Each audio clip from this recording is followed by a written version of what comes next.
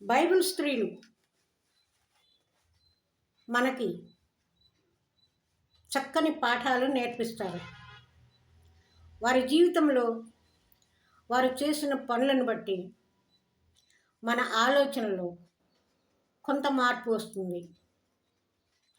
మనం కూడా జీవితంలో ఎదగటానికి వారి నుంచి కొన్ని విషయాలు మనము తెలుసుకుంటాం. ఈ సమయంలో ఒక స్త్రీ అంటే అబీగయీలు. ఈమెకు జీవితంలో దేవుడు ఏ ఏ తలాంతులు ఇచ్చాడు, వాటిని ఆమె ఎలా భద్రం చేసుకున్నది, కష్ట సమయంలో తన కష్టం నుంచి ఆమె ఎలా బయటకు ఒడ్డెక్కింది అనే విషయాలను క్లుప్తంగా కొన్ని మాటలలో మీకు నేను జ్ఞాపకం చేస్తున్నాను. అబీగయీలు ఒక చక్కని స్త్రీ, మంచి అమ్మాయి. 1 సమూయేలు గ్రంథము 25వ అధ్యాయము 2-3 వచనాలలో కర్మెలులోని మాయోను నందు ఆస్తి గలవాడొకడు కాపురం ఉండెను. అతనికి 3000 గొర్రెలను 1000 మేకలను ఉండెను. అతడు బహుధనవంతుడు, భాగ్యవంతుడై ఉన్నాడు. అతనికి చాలా సంపద ఉన్నది. ఇతను ఏం చేస్తున్నాడు? అతడు కర్మెలులో తన గొర్రెల బొచ్చు కత్తిరించుటకై పోయి ఉండెను.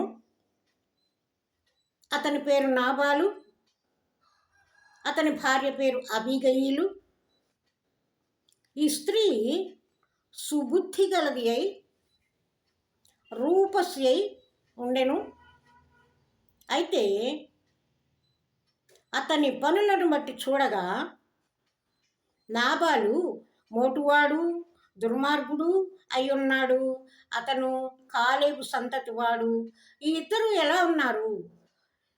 ఈ జత ఎలా ఉన్నది? విచిత్రమైన దంపతులుగా ఉన్నారు కదా.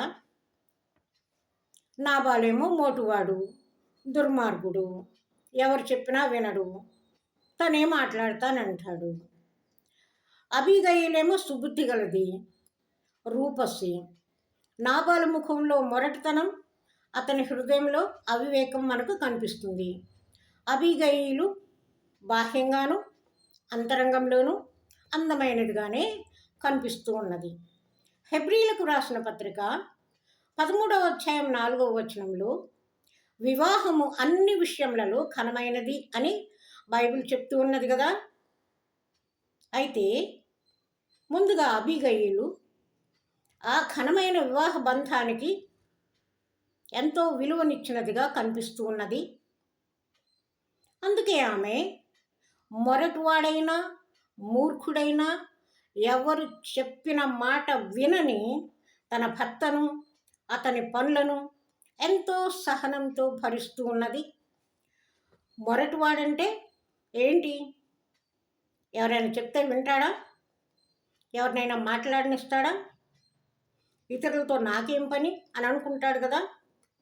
తన మాటలలో, పనులలో మూర్ఖత్వాన్ని చూపిస్తాడు.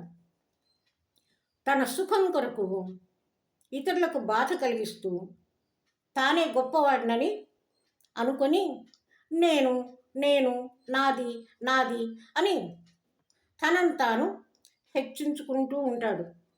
మూర్ఖుడే కదా అలాంటి పనులు చేసేది. అరణ్యంలో ఉన్న దావీదుకు ఈ విషయం తెలుస్తుంది. నాబాలు గొర్రెల బొచ్చు కత్తెర వేయుచున్నాడని తెలిసింది. తన పనివారిలో 10 మందిని పిలుస్తాడు.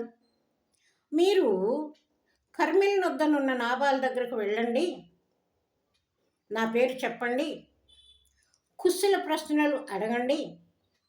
మా వలన మీకు మేలే గాని కీడు జరగలేదు.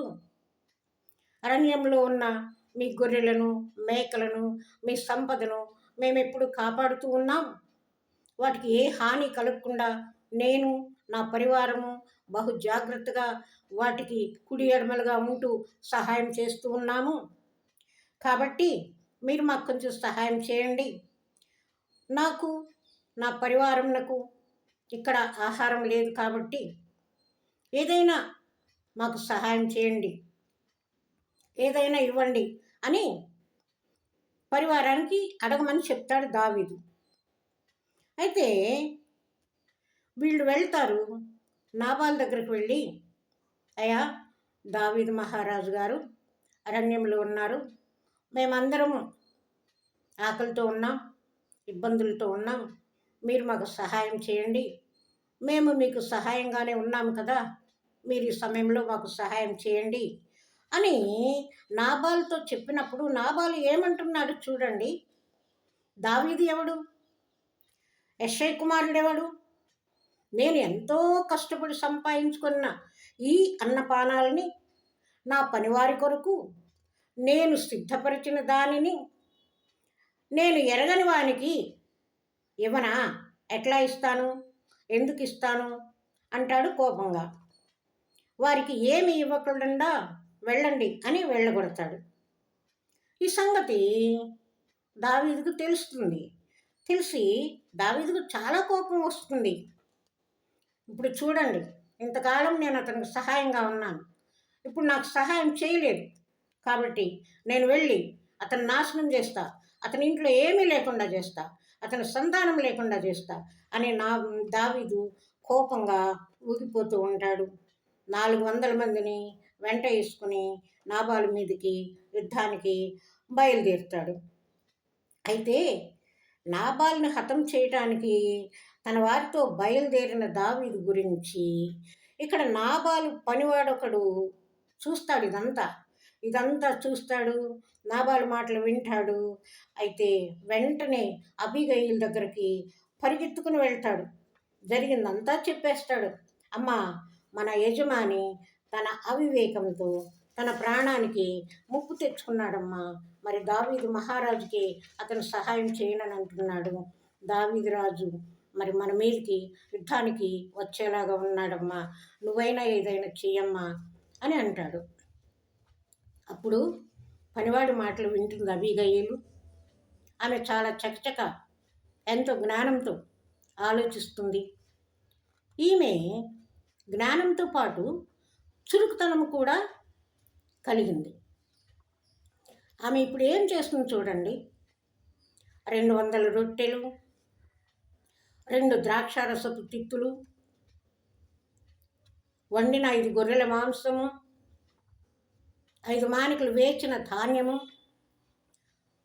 100 ద్రాక్ష గెలలు, 200 అంజూర పడలు, అన్నింటినీ గాత్వాల మీద వేయిస్తుంది. పనివారిని అందరినీ పురమాయిస్తుంది. మీరందరూ నాకంటే ముందుగా వీటినన్నింటినీ తీసుకువెళ్ళండి, దావీదు రాజుకు సమర్పించండి, నేను కూడా మీ వెనకే వస్తాను అని పనివారిని పంపించి వేస్తుంది. ఆమె కూడా వారి వెనకనే వెళ్తుంది. ఆమె పర్వత లోయలోకి వస్తూ ఉన్నప్పుడు దావీదు చూస్తాడు, దావీదు పరివారం చూస్తారు. వెంటనే అబీగయీలు ఏం చేస్తుంది? చురుగ్గా దిగుతుంది, గాద్వాన్ దిగుతుంది, దావీదుకు సాష్టాంగ నమస్కారం చేస్తుంది, అతని పాదాలు పట్టుకుంటుంది. నా ఏలినవాడా, ఈ దోషము నాదని ఎంచుము, నీ దాసురాలనైన నన్ను మాట్లాడినము, దుష్టుడైన నాబాలుని నువ్వు లక్ష్య పెట్టవద్దు, నేను తెచ్చిన కానుకలు స్వీకరించి నీ దాసురాలనైన నా తప్పు క్షమించుము అని ఆమె దావీదుని క్షమాపణ కోరుతుంది, విన్నవించుకుంటుంది, దీనంగా అడుగుతుంది. అయ్యా, నా భర్తని అనుకోవద్దు, నన్ను క్షమించు అని ఆమె ఎంతో వినయంతో అడుగుతున్నప్పుడు దావీదు కోపం మొత్తం తగ్గిపోతుంది.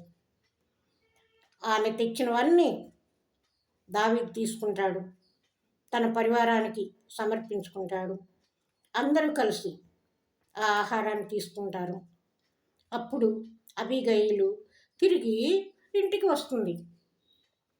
అబీగయీలు ఇంటికి వచ్చేసరికి నాబాలు ఎలా ఉంటాడు?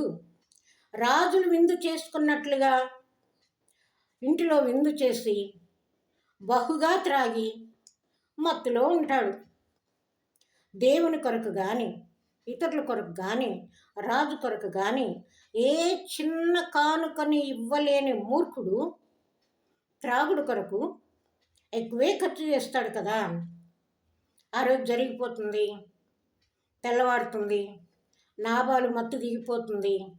ఆ ఉదయ కాలంలో అబీగయీలు నాబాలు దగ్గరికి వెళ్ళి నిన్న జరిగిన సంఘటన మొత్తం చెప్తుంది. ఆమె చెప్పిన మాటలన్నీ విన్నప్పుడు నాబాలు మత్తు దిగిపోతుంది. అతని గుండె పగిలిపోతుంది. అతను దిగులు పడిపోతాడు, మంచం ఎక్కుతాడు. 10 రోజుల్లో అతను యెహోవా మొత్తినందువలన నాబాలు చనిపోతాడు. మూర్ఖుడు చెప్పిన మాట వినాలి, ఆలోచించుకోవాలి, బుద్ధిని జ్ఞానాన్ని ఉపయోగించుకోవాలి. నాబాలుకి అవన్నీ లేవు కదా.